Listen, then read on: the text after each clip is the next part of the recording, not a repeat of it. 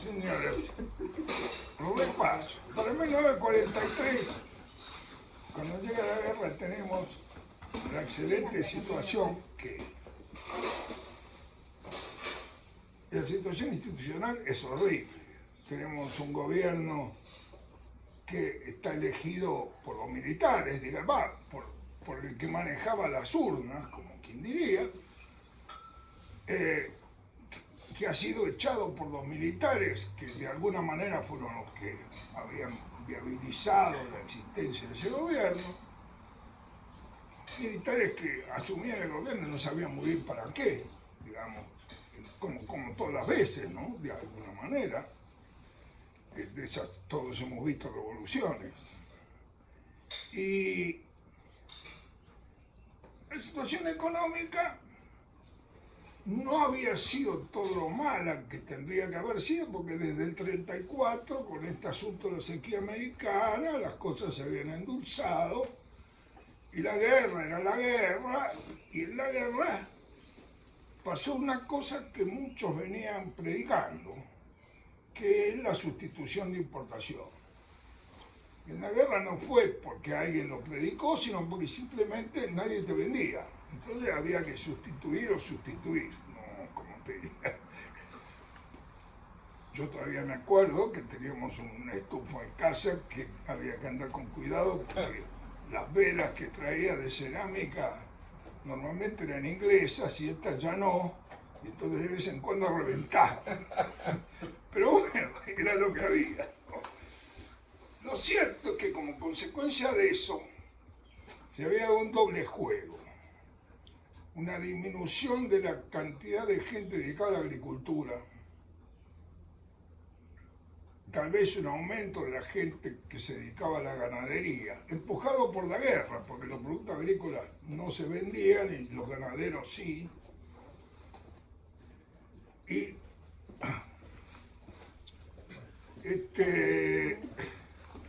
esa gente se vino a las ciudades, hubo un incremento de la población en las ciudades, y para 1930 había más o menos 420.000 obreros industriales, propiamente dicho, ¿no? Porque eso de lo cual, que es un obrero industrial es un tema que da para discutir bastante, ¿no?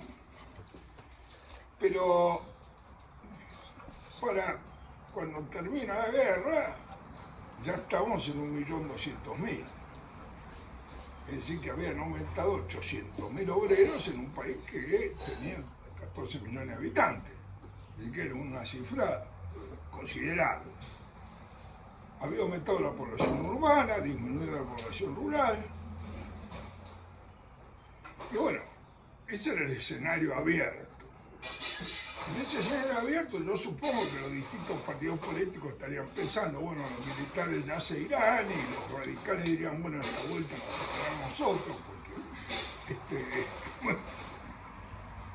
Pero finalmente aparece el partido militar, digamos, gestionado por Perón, inventado por Perón, digamos, o usado por Perón, como quieramos llamar.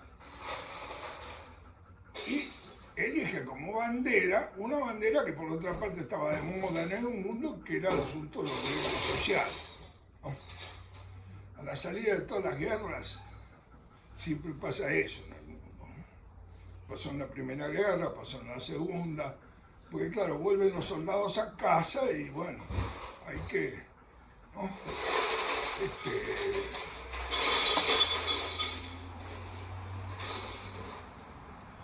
Y entonces empezó a trabajar con este asunto de los derechos sociales y demás. La economía estaba totalmente intervenida por el Estado en todos lados, porque los mercados internacionales no funcionaban. Los países aliados tenían sindicadas las compras, con lo cual los precios no subían demasiado. No pasó como en la Primera Guerra Mundial, que los precios se dispararon más, porque digamos, se ponían de acuerdo, compraban lo que había y chao.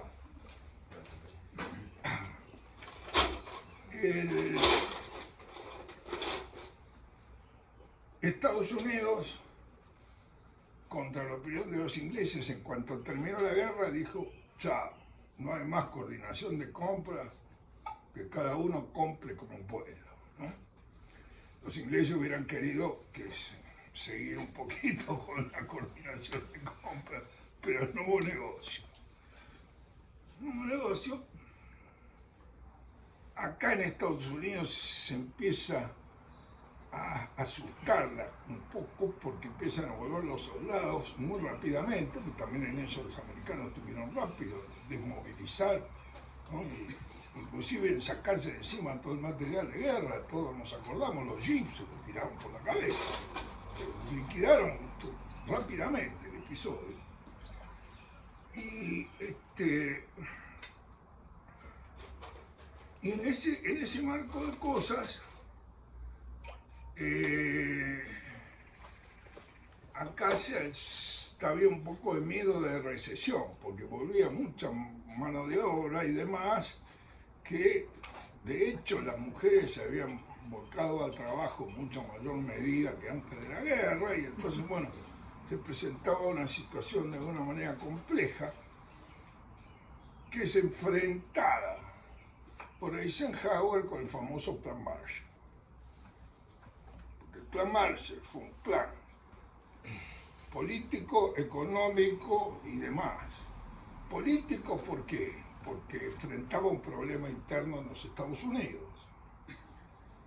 Y político, porque apoyar los gobiernos en Italia, Francia y Alemania y demás, para fortalecer las democracias cristianas, digamos, que eran los que... y enfrentar a los comunistas era una parte de la estrategia, digamos, americana para frenar el comunismo. Entonces el Plan Marshall redondeaba, ¿no? Porque por un lado aumentaba brutalmente la demanda, la cifra era monstruosa. Es una cifra del tipo de cifras que Biden habla ahora, ¿no? Porque pónganlo en oro, 30.000 millones de dólares, con el dólar a $35 la onza. ¿Cuánto sería ahora? Con el dólar a 1.600, a 1.700 dólares la onza. El oro lo bate de un número japonés.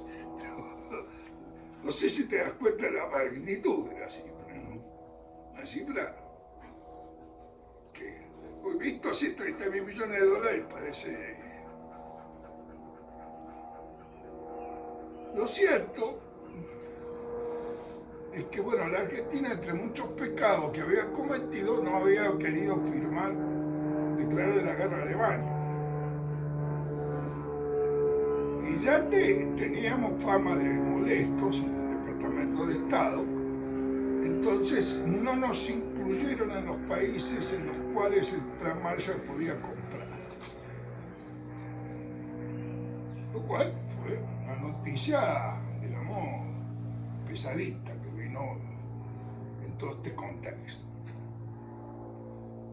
Mientras tanto acá, Perón, que andaba muy hiperactivo, había inventado una cosa que se llamaba el Consejo Nacional de Posguerra, cuando él todavía era vicepresidente o algo así del gobierno militar, donde había puesto un tipo que se llamaba Figuerola. Este Figuerola era un hombre prudente, pero de los que creían en el planeamiento y en la planificación y demás. Cosa que va a estar de moda en todo el periodo después de posguerra, además esto de la planificación. Y entonces se inventa el tema del famoso primer plan quinquenal. Que el primer plan quinquenal estuvo tan alejado de la realidad que realmente resultó una especie de gran payasada, como una expresión de deseo. Porque la realidad apuntó completamente por otro lado.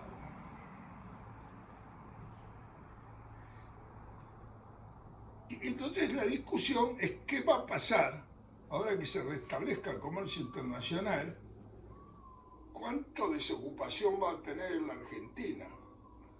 Con todas las industrias que van a tener que cerrar cuando se restablezca el aprovisionamiento normal. Y ahí se arma una gran discusión.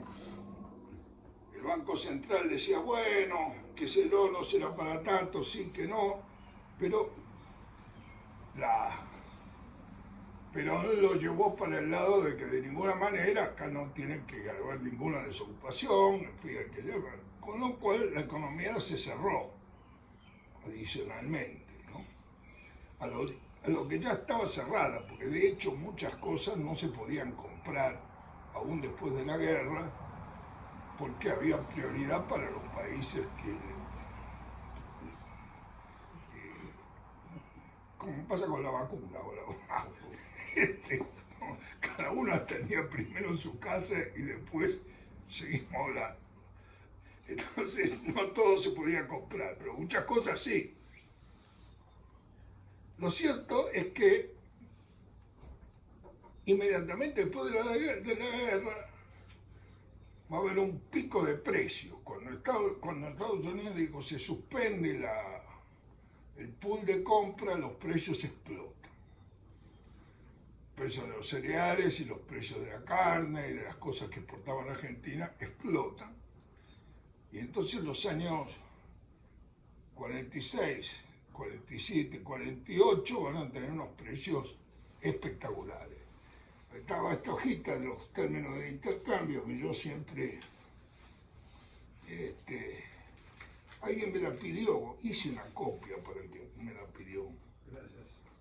¿No? Es el mejor alumno. Pero lo pueden ver acá. Presente. No, japonés de Lisa, ese que la verdad que es un botonazo. Lo pueden ver acá. Esta es la posguerra. Los precios estaban acá en 1945, llegan acá en 1948, ahí empiezan a bajar y siguen bajando hasta ubicarse realmente en la línea de perspectiva.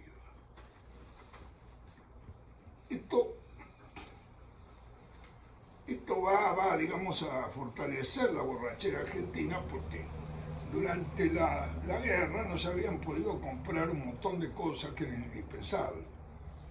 Básicamente equipo de capital. Bienes de capital no se podían comprar. Inclusive en muchos lados ni se fabricaban, ya como los automóviles, que todavía prácticamente no se hacían automóviles.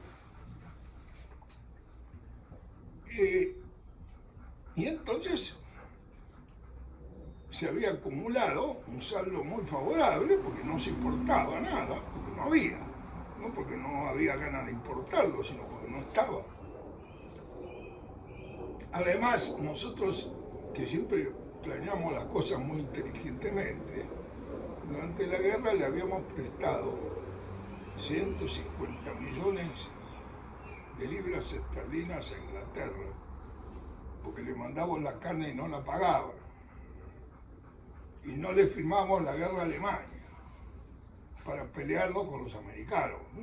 Una cosa realmente, como te diría, digna de 150 millones de libras de vuelta para esa época. En aquella época que la libra estaba a 5 con el dólar, ¿no?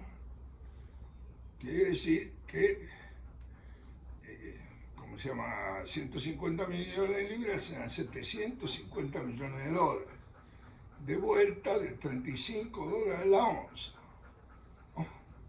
Así que no estamos hablando de moneditas, estamos hablando de números grosos. Prácticamente es el precio de los ferrocarriles, ¿no? Es decir, que los ingleses en realidad habían armado bien el dibujo. Después de la guerra nos tiramos los ferrocarriles viejos,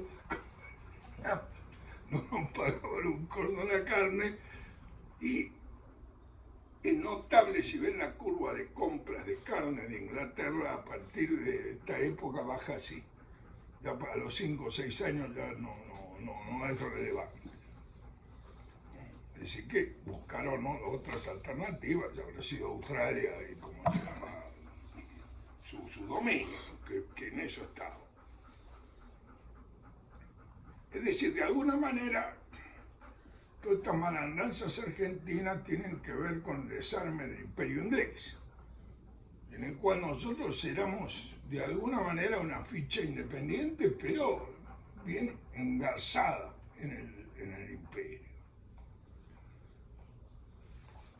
Lo cierto es que además de esta discusión en el Consejo Nacional de la Posguerra,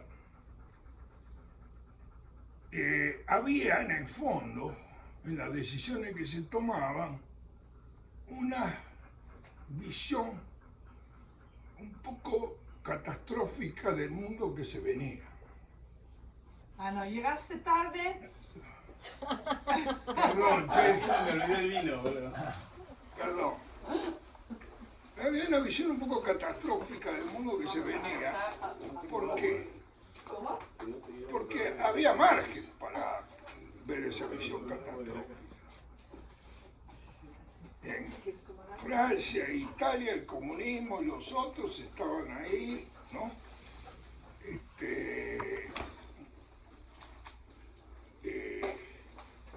La Guerra Fría no se sabía ni iba a terminar en Guerra Caliente, digamos, era un tema que estaba muy complicado, que recién empieza a desenredarse con el Plan Marshall. El Plan Marshall justamente clarificó esto, pero obviamente el Plan Marshall no se hizo en 1946, sino en 1949, ¿no? Y eso fue lo que permitió empezar a ordenar la situación europea, que de todas maneras la mayor parte de los países no van a restablecer la normalidad en materia de pagos internacionales y demás hasta bien entrados los 50, ¿no?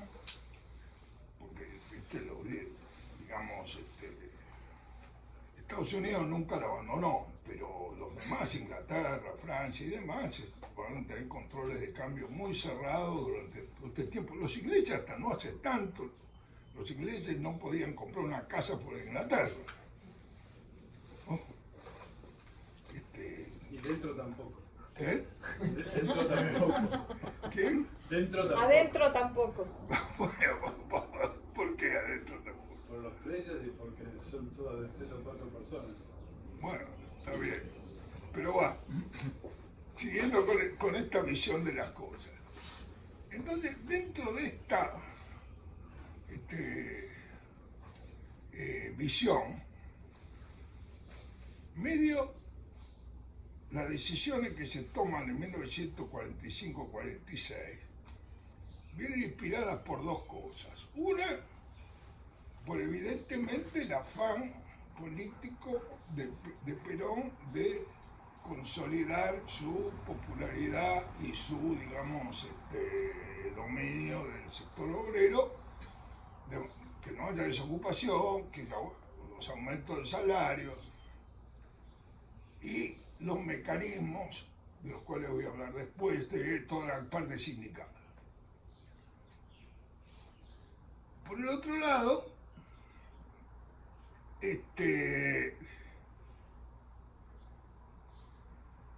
si las cosas, teníamos estos precios fantásticos internacionales, había plata, había reservas, etc., se podían tomar decisiones como si esto iba a seguir, ¿no?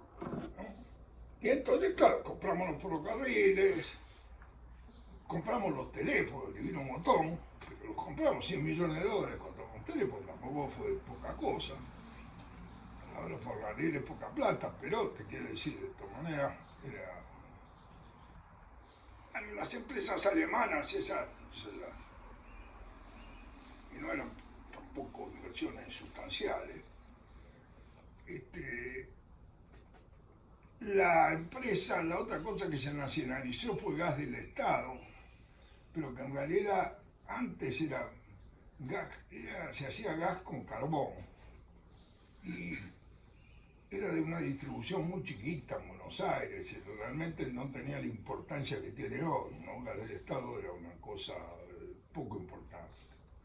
No se nacionalizaron ninguna de las dos empresas eléctricas, sí en el interior varias, ¿no?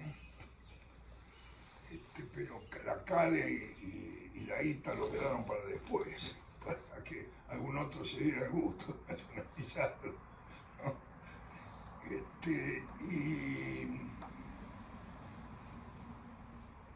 Y bueno, la realidad fue por otro lado. Entonces, los aumentos de sueldo que se habían dado, que implicaron una modificación de la distribución del ingreso, se calcula de 10 puntos, 10% de incremento en la masa salarial respecto, como se llama, de la distribución anterior. Se mantuvo prácticamente durante todo el periodo, a pesar de las dificultades que la cosa va a tener andando el tiempo. Y se crea esta organización sindical. Y acá hay un defecto adicional de todo el problema. El modelo que tenía en mente Perón era el modelo musoliniano, donde había una especie de simbiosis entre el sindicalismo y el Estado. Y esa simbiosis llevaba a varias cosas que nosotros argentinos ya nos parecen de la naturaleza de las cosas, pero no son. Una es que haya un sindicato por rama. Es decir, si son metalúrgicos, son sindicato metalúrgico. Eso no es así en el resto del mundo.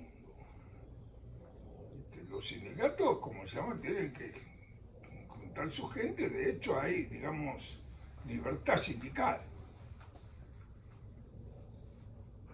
Y obviamente eso tiene implicancias.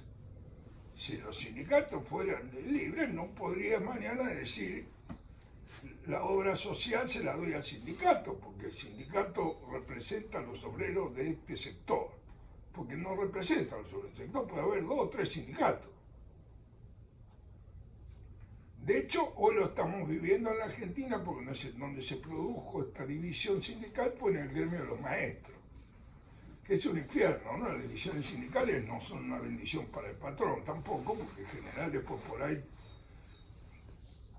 ahí se convierten en peores, porque se pelean arriba tuyo, ¿no? Por el poder. Pero en general, ese fue un primer tema que terminó creando unas estructuras sindicales muy poderosas, que se armaron con sistemas políticos autoportantes, porque está el jefe del sindicato, los delegados, lo otro, toda una estructura, donde inclusive los delegados no trabajan, es decir, ser delegado es una changa porque tenés una cantidad de ventajas en relación a los demás. Y entonces, bueno, pero si querés ser delegado, más te vale andar bien con el sindicato. Entonces, hay toda una estructura que se mantiene en su lugar por la relación establecida en función de todo esto, y que ha hecho que la CGT y la Fuerza del Trabajo parezca como un bloque en Argentina mucho más fuerte que lo que normalmente vos lo encontrás políticamente en ningún otro país. No tiene esa conformación. Eso es una cosa que nace de esta, digamos, estructura inicial. Va a pasar un par de años, el año 49, ya las cosas empiezan a andar mal. Hasta ese momento había un poquito de inflación, pero nadie se hacía mala sangre, porque una inflación del 6-7% después de la guerra era común en todos lados. ¿Viste? Pero el año 49 y 50 y 51 ya la inflación empezó a tomar otra velocidad, ya pasó a los 2 dígitos, ¿no? Y entonces ya se empezó a convertir en un tema más o menos candente. y que estaba en el fondo mostrando lo que muestra siempre estas inflaciones, desequilibrios muy profundos en el esquema.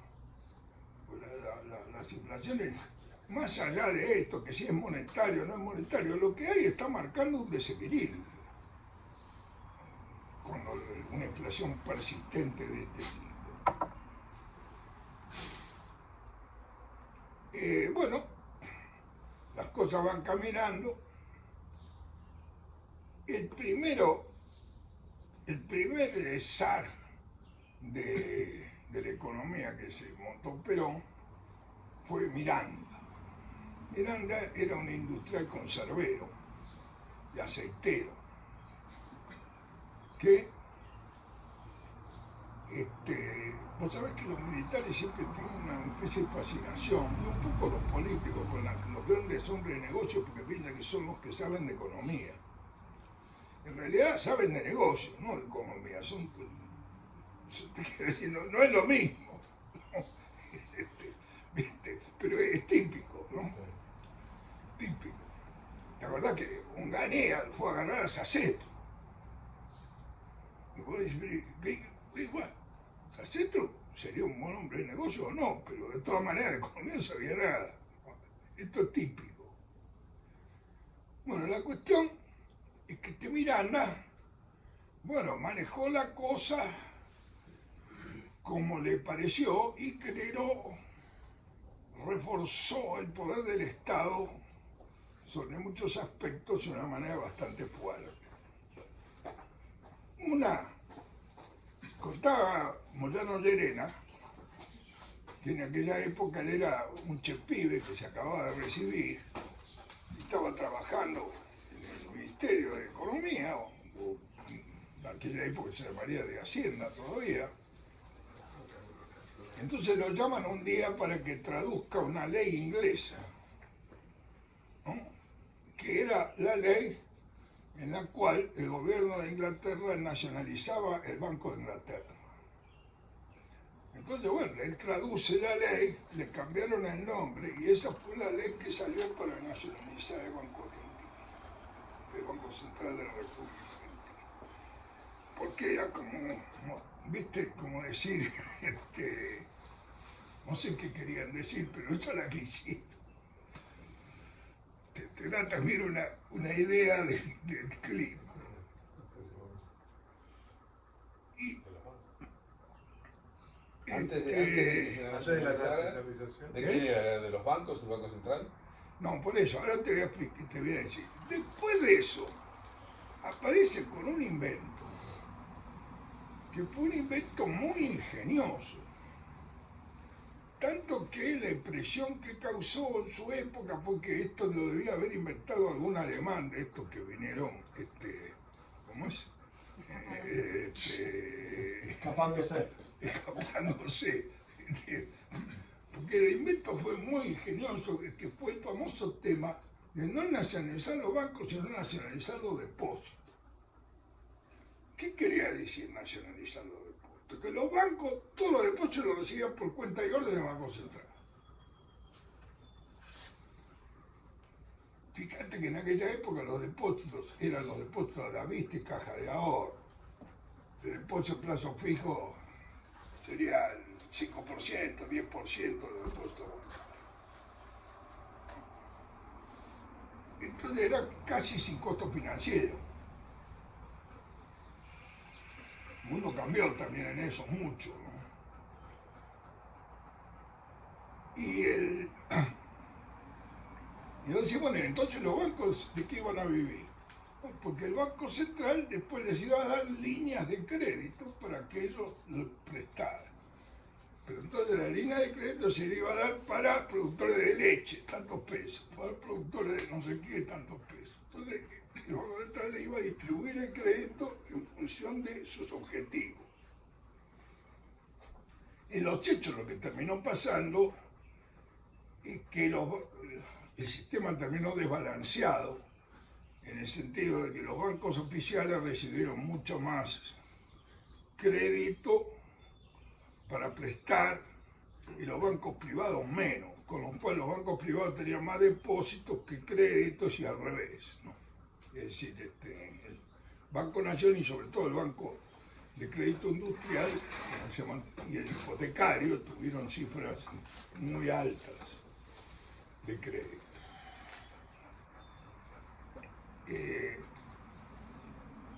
Con lo cual, de todas maneras, fue acumulando una cantidad de poderes alrededor de cómo manejar la economía muy grande, porque mientras tanto todavía seguía el control de cambio, ¿no? Inclusive inventó una cosa que se llamaba el IAPI, que creo que ya existía, pero le cambió el sentido, y que iba a monopolizar el comercio exterior. En los hechos lo que hizo el IAPI fue monopolizar el comercio de exportación de las cosas que les interesaba para hacer una diferencia, digamos, equivalente a las retenciones de hoy, digamos, ¿no? Y después en el resto de las importaciones, y además a importar algunas cosas como los jeeps, fueron y compraron jeeps y porquerías de ese tipo. Y además cobrarían unas coimas para dártelo, digamos, bueno, habría también alguna economía privada ahí en el asunto de IAPI. Un poco andando el tiempo terminó nada más que metido en este asunto de las exportaciones agrícolas. Bueno, la cuestión es que en el 49, cuando estalla la crisis, en el sentido que los precios internacionales se derrumban, y encima, creo que el año 50 o 51, encima hubo una bruta seca que tiró abajo las cosechas. En aquella época las secas se sentían más que ahora, todavía, porque los trabajos agrícolas eran más superficiales. Lo vimos el otro día en relación a los problemas americanos. Lo cierto es que la situación se puso muy grave y la tasa de inflación muy alta, y enfrentado a todo eso, el gobierno saca un plan de estabilización, que en realidad más que nada de poner orden. Yo lamentablemente no tenía acá el original del plan ese, porque en el plan ese dice una cosa que realmente es muy interesante. Dice, porque en definitiva el problema es que estamos ganando más de lo que producimos, gastando más de lo que producimos. Y se le terminaba poniendo, viste, un moño más allá de que el peso, no. El final del asunto, ¿cuál es? Estamos gastando más de lo que producimos. Eso era tal vez lo más. Entonces, ¿en qué consistía el plan? Bueno, primero una moderación salarial, porque inventaron los convenios por 2 años. Segundo, también intentos de moderación de las ganancias empresarias. Y en definitiva, intentos de moderación muy fuertes en el gasto público. Con lo cual, intentos de moderación en el crédito, sobre todo de la industria, y derivación de crédito al sector agropecuario para que produzcan más y tratar de corregir la situación esa. Curiosamente, el sector agropecuario en aquella época era muy sensible al crédito. Si le daban más crédito, sembraban más. No sé si hoy seguirían teniendo esa misma flexibilidad. Lo cierto es que el plan ese anduvo razonablemente bien. La tasa de inflación bajó rotundamente a niveles humanos, 4 o 5% anual, que hoy ya nos parece una cosa casi maravillosa, 4 o 5%, ¿no? Ahora lo tenemos mensual, que lo parió.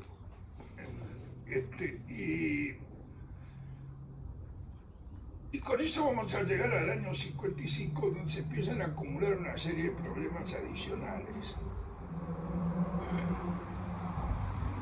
Antes de pasar a eso, yo agregaría que Perón claramente, como parte de este cambio de sistema, empieza a querer amigarse con los Estados Unidos. ¿No? Empieza a querer amigarse y empiezan entonces la época del capital extranjero, que va a empezar con la erradicación de la Mercedes-Benz, de Kaiser, de Fiat. Y en definitiva el gran tema era abrirle la puerta al tema petrolero, cosa que tenía en la mentalidad argentina una resistencia terrible, pero se había hecho un convenio complicadísimo. Yo como era estudiante en aquella época me lo leí, era un libro así, porque el convenio ese me parecía una cosa de Satán, porque terminaba regulando si el avión que podía aterrizar era de más de tantos kilos, una cosa de loco, era terrible. En realidad las oposiciones eran todas políticas, no tenían nada que ver con ninguna de esas cosas, pero lo cierto es que no se llegó a firmar, como tenía el convenio, pero esta mayor apertura se vio y empezó inclusive con un crédito del Exim Bank, que también esa es una de esas cosas interesantes que uno aprendió. Como parte de toda esta historia de la crisis del año 49 resultó que quedaron sin cubrir cartas de crédito a Estados Unidos, que según los ruidos de los bancos argentinos que se decía eran, qué sé yo, 300 millones de dólares o algo así. Entonces, finalmente, el gobierno argentino dijo, bueno, nosotros no podemos pagar, pero vamos a ir pagando, ponerle 15 millones por mes. Entonces la Reserva Federal lo llamó y dijo, no, ¿por qué no? Yo le doy un préstamo para cancelar esto, qué sé yo, porque los americanos eso de no vender nunca les gustó, ¿viste? Es una cosa que está en contra de su temperamento. Y yo me ocupo. Quedó reducido a menos de 150 millones lo que no se había pagado. Podría hacer dibujos variados de la muchachada argentina que estaba viendo cómo se hacía la diferencia. Porque a estas alturas ya había, por supuesto, tipo de cambio paralelo, ¿no?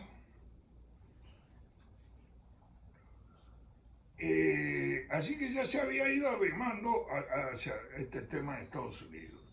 Lamentablemente para la Argentina, toda la contra que el antiperonismo le llevó al asunto del petróleo, después hizo muy difícil que rápidamente cambiar de línea y hubo que esperar a que Frondizi después se animara a abrir la puerta a uno de los pocos recursos que había para desbloquear un poco una situación tan tensa como tenía la economía argentina, que era abrir la posibilidad de petrolera.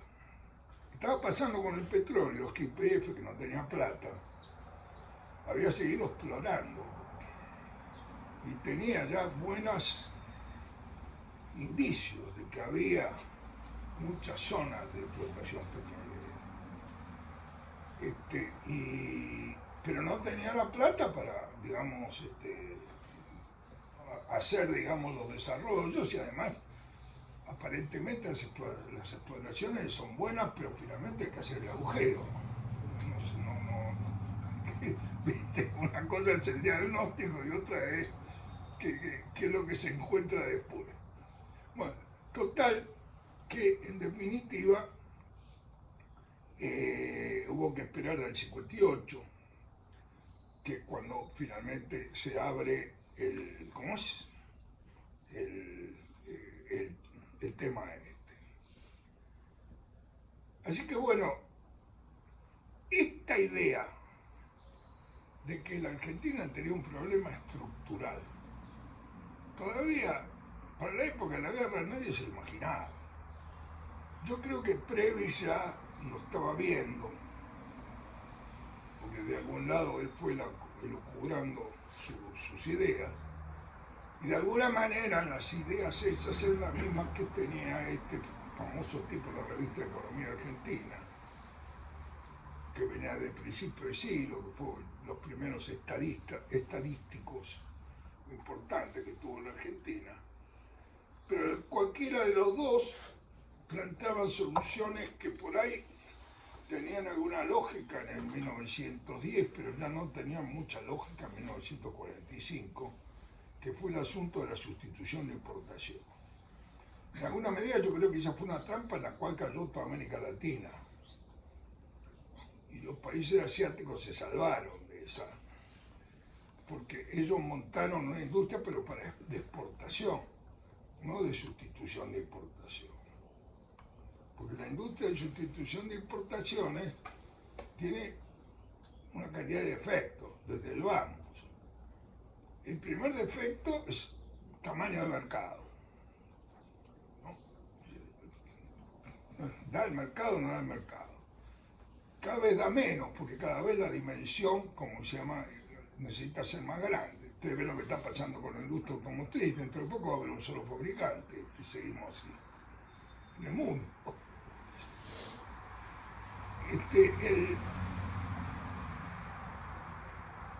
Pero la segunda es que yo creo una protección. Hay un tipo que se instala en el mercado y ya lo tiene más o menos dominado y no hay competencia.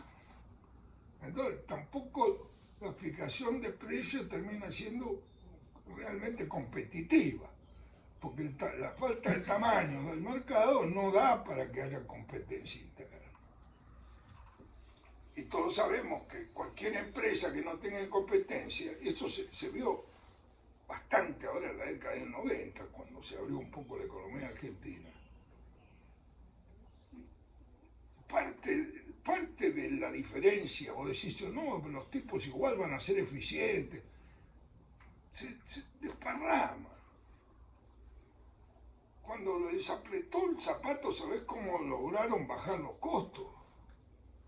Me parece que en ese calentaba mucho, porque total si dan los números, ¿para qué nos vamos a estar volviendo locos? Más cómodo, vamos para adelante. Y eso es muy humano, y es por eso que el modelo de sustitución de importaciones no sirve a la larga. Es un modelo realmente que tiene serios defectos.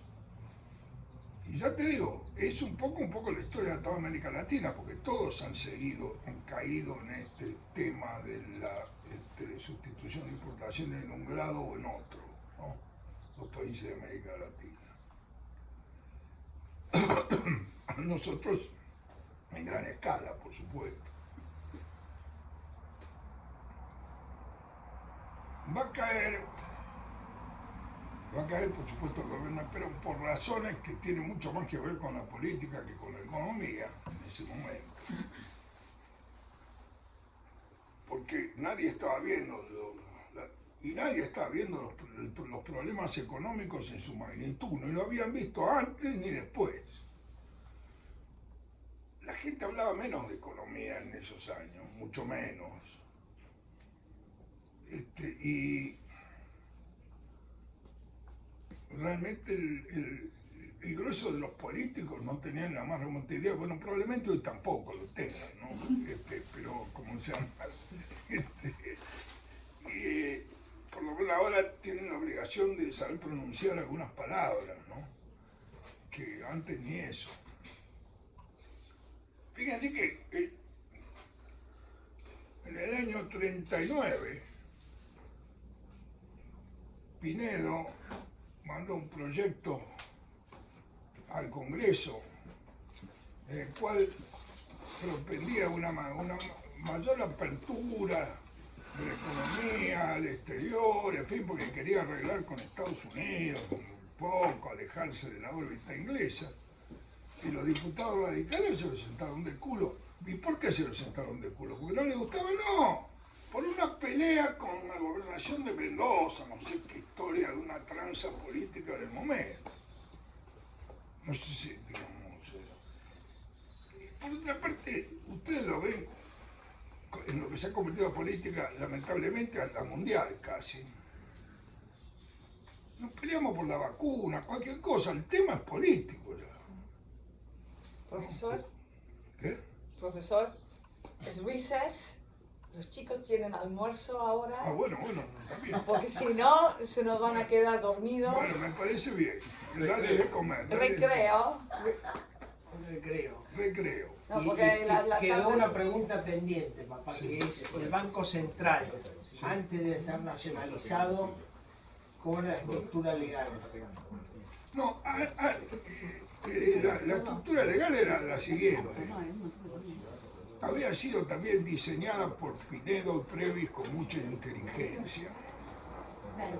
El Banco Central tenía un directorio que eran 8, más presidente y vice. Presidente y vice los nombraba el gobierno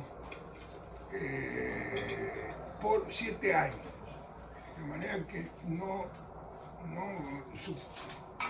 coincidieran con los periodos presidenciales. Los directores, 4 los nombraba también el gobierno, pero a propuesta de las entidades empresariales. Uno tenía que representar la agricultura, otro la industria, ¿viste? Y los otros 4 los nombraban los bancos accionistas. En la organización, en los hechos, el directorio no existía, porque no tenían ni despacho los directores en el banco. Los reunían una vez por mes o cada 2 meses, hacían una reunión de directorio y despachaban, que mandaba el presidente y el vice. Y básicamente el presidente era Bosch durante todo este periodo, porque imagínate, le habían nombrado en el 35, llegó hasta el 42 y le habrán renovado el mandato y el gerente general era Previs y el vicepresidente no sé quién sería.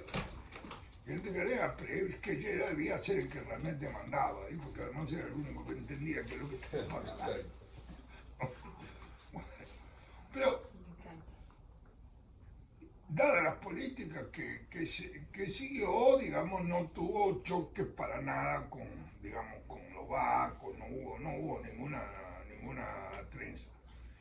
Porque también parte de la estructura legal era que la supervisión de bancos, que estaba a cargo del Banco Central, pero ahí los directores de los bancos no podían intervenir. Ahí lo manejaban directamente el presidente y el vice, ¿no?